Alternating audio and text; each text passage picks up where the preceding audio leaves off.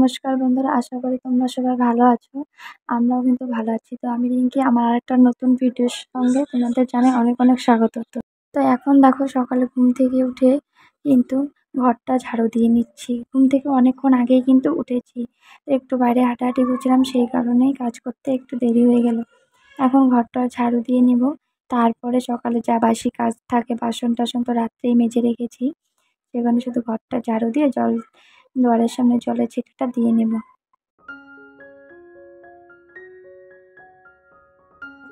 এখন সরেছে সেই যে সকালে চা ঘরের পরিষ্কার করা থাকে সেইগুলো করতে।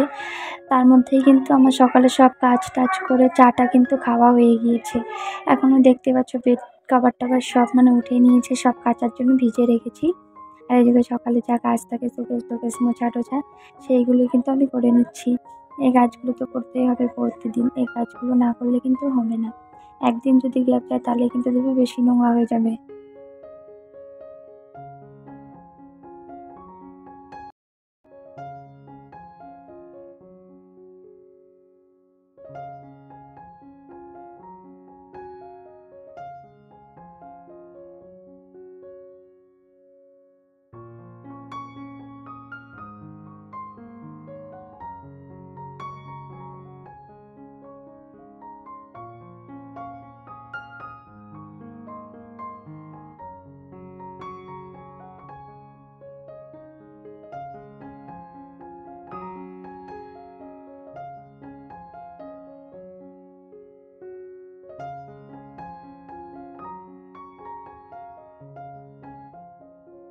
আমার কিন্তু শোকেসটা মোছা হয়ে গিয়েছে। এখন এই ড্রয়ারটা একটু ভালো করে মুছে নেব। খাট-টাট কিন্তু মোছা হয়ে গেছে, সেটা তোমাদের সাথে শেয়ার করা হয়নি। তার মধ্যে অভি বাজারে গিয়েছিল, তো অভি বাজার থেকে মাছ এনেছে। তো ভাবলাম ঘরটা মোছার আগে মাছগুলো ধুয়ে নিই। যেহেতু নিচে আগে ঘর মুছবো, নিচে যদি জল টল পড়ে সেই কারণে কিন্তু আগে মাছগুলোকে ধুয়ে নেব। আর এগুলো হলো ভেটকি মাছ।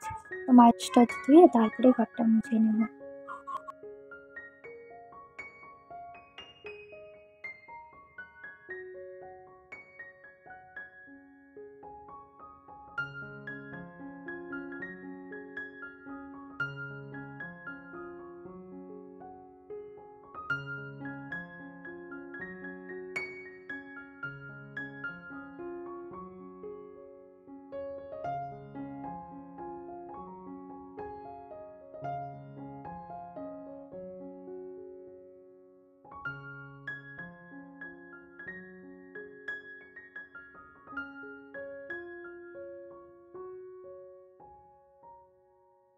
দেখো, মাছটা কিন্তু আমার ধোয়া হয়ে গিয়েছে। এখন আর মাছ টাছ তো রান্না করব, পরে রান্না করব। যেহেতু এখন স্নান টান করে পুজো দিয়ে তারপরে রান্না করব। এখন কিন্তু আমি মাছগুলোকে শুধু হলুদ লবণ মাখিয়ে রেখে দেবো। তাহলে পরে মনে করো রান্না করব। যদি এখন রান্না করতাম তো স্নান টান করতে দেরি হবে, পূজাটা মেন কথা হচ্ছে পূজা দিতে দেরি হবে, সেই কারণে কিন্তু আমি রান্নাটা করতাম না। দিতে হয় সেই কারণে কিন্তু আমি আগে রান্নার কাজটা পরে করি, আগে পুজোটা দিয়ে নিই। পুজোটা একটু বেলা হয়ে গেলে কিন্তু পুজো দিতে আর ইচ্ছা করে না। আর যেহেতু আমি সবসময় সকালেই পুজো দিই সেই কারণেই। তারপরে দেখো, এখন মাছ টাছ কিন্তু ধোয়া হয়ে গিয়েছে। এখন চলে এসেছে যে ঘরটা মুছে নেব। ঘরটা মুছে তারপরে হলো পূজা দেবো। তার মধ্যে কিন্তু ছেলে বাইরে খেলছে, ওকেও কিন্তু আমি স্নান করিয়ে দিব। ও আমার সাথেই স্নান করে, তাহলে একবারে ভালো হয়ে যায়। দুজন একসাথে স্নান করলে পরে আর ছেলেকে স্নান করাতে গেলে না আমি পুরো ভিজে যাই, জল ছেটাছেটি করে, তো সেই কারণে। তো দেখো, স্নান টান করে কিন্তু আমি একদম ফুল টুল তুলে নিয়ে এসেছি, জামা কাপড় টাপড় মেলে যা কাচার ছিল কেচে কিন্তু আমি ছাদে দিয়ে এসেছি। এখন এই তো ঠাকুরের জন্য ফুল তুলে আনলাম। তারপরে কালকে জানো তো ঠাকুরের বাসনটাও ধোয়া হয়নি, আজকে ঠাকুরের বাসনটা ধুয়ে নিব। বাসন টাসন ধোয়া থাকলে দেখবে পুজোটা দিতে কিন্তু তাড়াতাড়ি হয়। তো কালকে ধোয়া হয়নি, কী করবো, আজকেই ধুতে হবে। তো এখন আমি মাথাটা চিরুনি করে তারপরে একটু সিঁদুর টিঁদুর লাগিয়ে নিয়ে তারপরে যাব ঠাকুরের বাসন টাসনগুলো মেজে আনতে।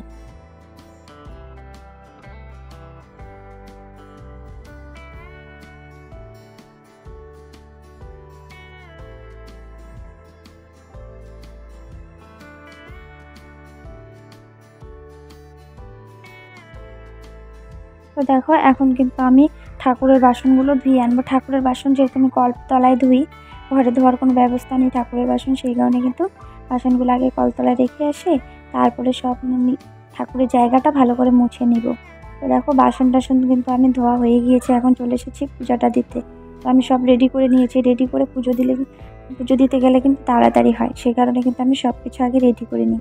এখন দেখো ঠাকুরের প্রসাদটাও কিন্তু থালে দিয়ে দিয়েছি। এখন চন্দনটা বেটে নেবো, তারপরে চন্দনগুলো ফুলের মধ্যে তুলসী পাতার মধ্যে মানে দিয়ে নিব। যেহেতু আমি শুনেছি যে চন্দন ফুলে লাগিয়ে চন্দনটা বেটে তারপরে ফুলে তারপরে মনে করো তুলসী পাতা এগুলোতে লাগিয়ে দিতে হয় পুজো, সেই কারণে কিন্তু লাগিয়ে নিলাম। এখন এই তো প্রদীপটাও জ্বালিয়ে নিব, তারপরে কিন্তু পুজোটা দেব। আর পুজো দিতে দিতে কিন্তু অনেকটাই সময় লাগে, পুজো দেওয়া, ঠাকুরের বাসন টাসন ধোয়া, জায়গা টায়গা মোছা, অনেকটাই সময় প্রায় কিন্তু 1 ঘন্টার কাছাকাছি লেগেই যায়। তো এই কারণে কিন্তু আমি একটু তাড়াতাড়ি পুজোটা করে নেব।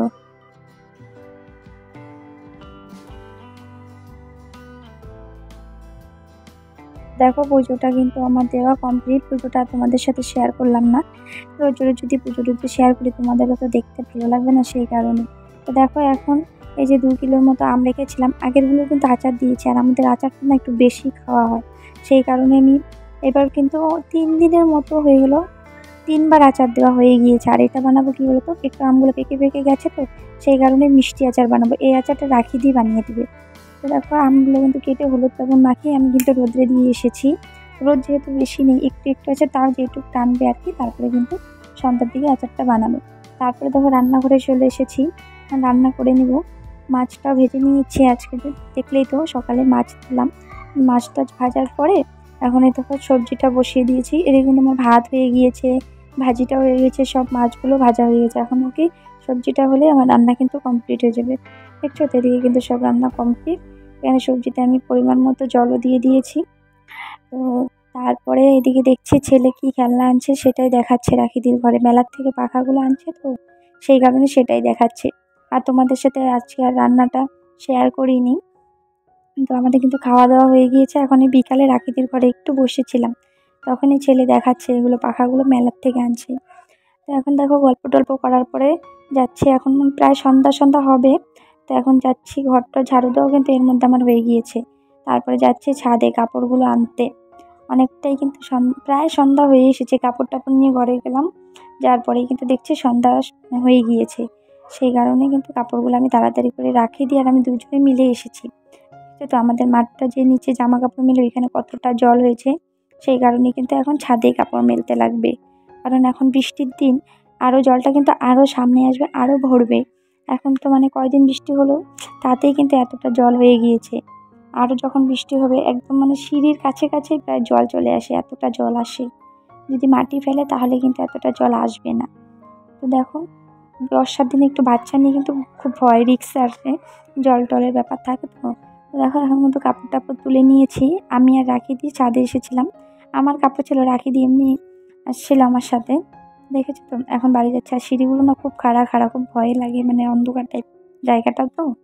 তো কাপড়ও নিয়ে চলে এসেছি, আমগুলো দেখেছো প্রায় অনেকটাই কিন্তু মানে টেনেছি। তো এখন দেখো ওই কাপড় টাপড়গুলো ভাঁজ করবো। তারপরে তোমার এই বেড কভারটা একটু আগেই বিছিয়েছি, নতুন আনলাম যে সেদিন অর্ডার করে। তোমরা দেখে বলো কেমন হয়েছে বেড কভারটা। এখন এই বালিশ টালিশগুলো গুছিয়ে নিচ্ছে, আর আমি যখনই না বিছানাটা গুছাই তখনই আমার ছেলে বিছানায় শুবে। আর যখন ঘর ঝাড়ু দিতে যাবো তো ঝাড়ুর আগে আগে থাকবে, মানে যে কাজটা করবো ওই কাজটার আগে আগে আমার ছেলে থাকবেই।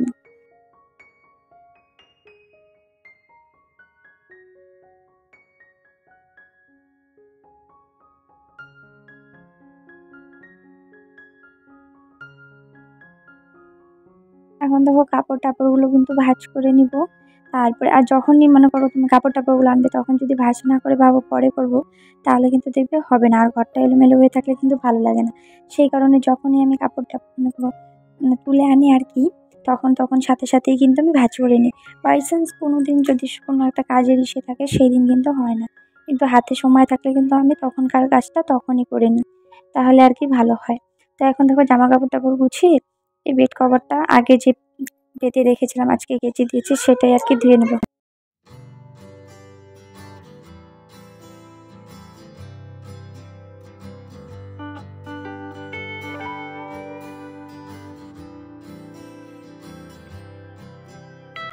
তো দেখো এখন কিন্তু আমার মানে বিছানা চাদর টাদরগুলো সব গোছানো হয়ে গেছে, এই ড্রয়ারটার মধ্যেই রেখে দিলাম। তো এখন সন্ধ্যাবাতিটা দিয়ে দিয়েই কিন্তু আমি মনে করো তোমার ছেলের জন্য দুধটা জাল দিয়ে নেব। তারপরে ছেলেকে খাওয়াবো, তারপরে চাটা বানাবো। আগে সন্ধ্যাবাতিটা দিয়ে নিই, তারপরে কিন্তু এই কাজগুলো করতে হবে। আর আমাদের একের পর এক তো কাজ থাকেই, সেই কারণে কিন্তু আর বসে থাকার আমাকে সময় হয় না। চাটা খাওয়ার পরে একটু সময় পাবো, তারপরে মনে করি একটু সময় পরে কিন্তু রান্নাটা করব। সেই কারণে চা খাওয়ার পরে একটু সময় পাই।